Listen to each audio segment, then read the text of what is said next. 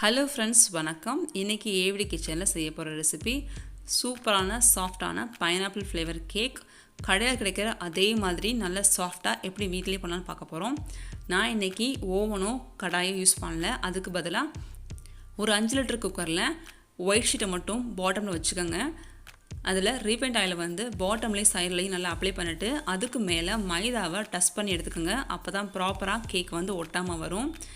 அதுக்கப்புறம் ஒரு try mixie ஜாரில் 1 கப் சுகர், 1.5 கப் மைதா, 1/2 teaspoon baking soda, 1 teaspoon packing பவுடரை ஆட் பண்ணி இதை 1 நிமிஷம் நல்லா கிரைண்ட் பண்ணி எடுத்துக்கோங்க. இப்போது நமக்கு ஃப்ளார் மிக்ஸ் ரெடி ஆயிடுச்சு.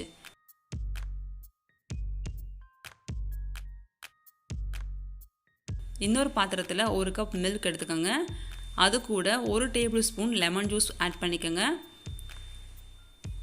அதுக்கப்புறம் 1 டீஸ்பூன் வெனிலா எசன்ஸ் ஆட் பண்ணியிருக்கேன். இதை நல்லா மிக்ஸ் பண்ணிக்கோங்க. நல்லா கேர்டு மாதிரி சாஃப்டாக ஃபார்ம் ஆகும். இப்போது இது கூட ரெடி பண்ணி வச்சுருக்கிற ஃப்ளார் மிக்ஸை கொஞ்சம் கொஞ்சமாக ஆட் பண்ணிக்கோங்க. இதை ஒரு 3 டைம்ஸாக பிரித்து ஆட் பண்ணிங்கன்னா ப்ராப்பராக மிக்ஸ் ஆகிக்கிறோம். உங்கள்கிட்ட மெஷர் பண்ண கப் இல்லை அப்படின்னா தாராளமாக வீட்டில் உள்ள 200 ml அளவு பிடிக்கிற டம்ளரை யூஸ் பண்ணிக்கலாம். நான் இன்றைக்கி யூஸ் பண்ண கப்பு 200 ml கப்பு தான். இப்போ இது கூட ஃபைனலாக 1/3 அதாவது 80 ml ரீஃபைண்ட் ஆயிலை யூஸ் பண்ணியிருக்கேன். உங்களுக்கு விருப்பம் அப்படின்னா ரீஃபைண்ட் ஆயிலுக்கு பதிலாக உருக்குன வெண்ணெய் கூட யூஸ் பண்ணிக்கலாம். இப்போ இந்த ஆயில் நல்லா மிக்ஸ் ஆகணும். நல்லா மிக்ஸ் பண்ணிவிட்டு இந்த பேட்டரை ரெடி பண்ணி வச்சுருக்கிற குக்கர் இருக்கு இல்லையா, அதில் ஊற்றிட்டு நம்ம பேக் பண்ணி எடுக்க போகிறோம். இப்போ பாருங்கள், பேட்டர் ரெடி ஆகிடுச்சு. இதை இப்போ குக்கரில் ஊற்றிடலாம். இதுதான் கண்டிஷன். குக்கரில் ஊற்றிட்டு மெதுவாக டேப் பண்ணி எடுத்துக்கோங்க. அப்போ தான் பபிள்ஸ் ஃபார்ம் ஆகாது.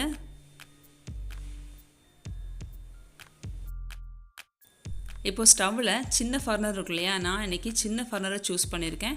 ஸோ சின்ன ஃபர்னரை ஆன் பண்ணிவிட்டு அதில் பழைய தோசைகள் இருந்தால் அதை வச்சுடுங்க.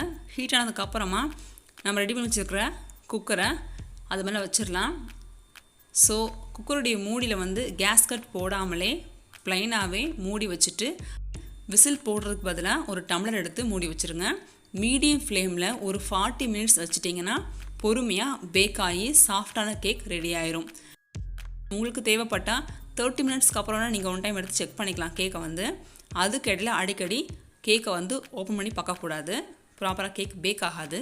கேக் ரெடி ஆயிடுச்சு. இதை நல்லா கூல் பண்ணதுக்கப்புறமா நம்ம ஐசிங் செய்ய ஆரம்பிக்கலாம். ஸோ பாட்டம் அப்புறம் டாப் சைட்ஸையும் இந்த மாதிரி இருக்கிற க்ரம்ஸை கட் பண்ணி எடுத்துருங்க. அப்போ தான் நம்ம ப்ராப்பராக க்ரீம் செட் ஆகும்.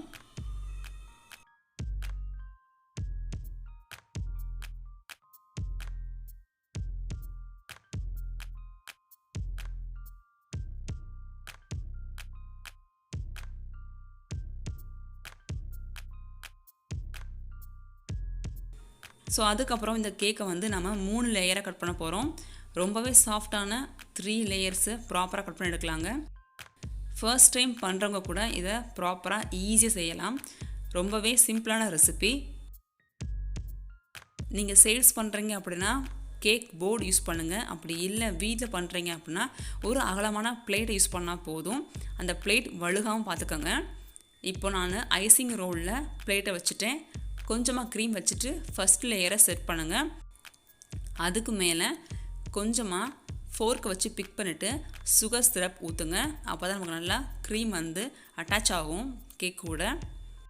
பைனாப்பிள் க்ரஷ் இருக்கு இல்லையா, அதை நான் கிட்டத்தட்ட ஒரு 4 டேபிள் ஸ்பூன் நல்லா அப்ளை பண்ணிக்கிறேன். அதுக்கப்புறம் நம்ம ரெடி பண்ணி வச்சுருக்கிற விப்பிங் க்ரீமையும் இந்த கேக்குடைய திக்னஸ்க்கு ஈக்குவலாக அப்ளை பண்ணி எடுத்துக்கோங்க. ஸோ இதையே நீங்கள் 3 லேயருக்கும் ரிப்பீட் பண்ணணும்.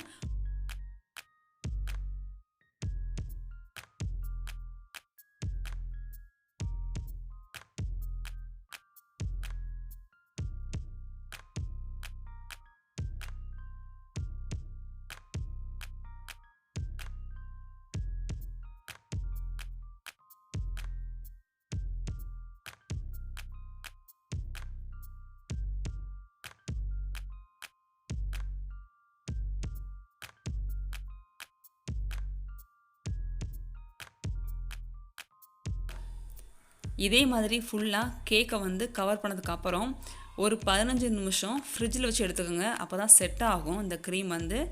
அதுக்கப்புறம் நம்ம டாப்பிங் பண்ணிக்கலாம். நான் இன்றைக்கி டாப்பிங்க்கு வந்து ஜெல் யூஸ் பண்ணல. இந்த பைனாப்பிள் க்ரஷ்ஷையே கொஞ்சம் லிக்விடாக மாற்றி அதே யூஸ் பண்ணிட்டேன். பைனாப்பிள் க்ரஷ்லேயே நான் கொஞ்சமாக சுகர் வாட்டர் ஆட் பண்ணி லிக்விடாக மாற்றிக்கிட்டேன். அதுக்கப்புறம் டாப்பிங்கில் கொஞ்சம் பொறுமையாக நீங்கள் விட்டிங்கன்னா இதே மாதிரி அழகாக வந்து ஃப்ளோ ஆகும். ஸோ சைடில் எக்ஸ்ட்ரா வர்ற பைனாப்பிள் க்ரஷ்ஷை க்ளீன் பண்ணி எடுத்துருங்க. க்ரஷ்ஷை வந்து டாப்பிங் விட்டதுக்கப்புறமா ஒரு 5 நிமிஷம் ஃப்ரிட்ஜில் வச்சு எடுத்துக்கோங்க. அதுக்கப்புறம் சைட்ஸ் அண்ட் டாப்பில் வந்து நீங்கள் ஐசிங் பண்ணி எடுத்துக்கலாம். சுகர் பால்ஸ் செர்ரி வச்சு நீங்கள் அழகாக ஐசிங்கை ஃபினிஷ் பண்ணிடலாம். இதே மாதிரி ரொம்ப ஈஸியான ரெசிபிஸ் தெரிஞ்சுக்கணுன்னா மறக்காமல் நம்ம சேனலை சப்ஸ்கிரைப் பண்ணுங்கள். பக்கத்தில் இருக்க பெல் ஐக்கான் கிளிக் பண்ணுங்கள். இந்த வீடியோ பிடிச்சிருந்தால் மறக்காமல் லைக் பண்ணிட்டு ஷேர் பண்ணுங்கள். தேங்க்யூ ஃபார் வாட்சிங்.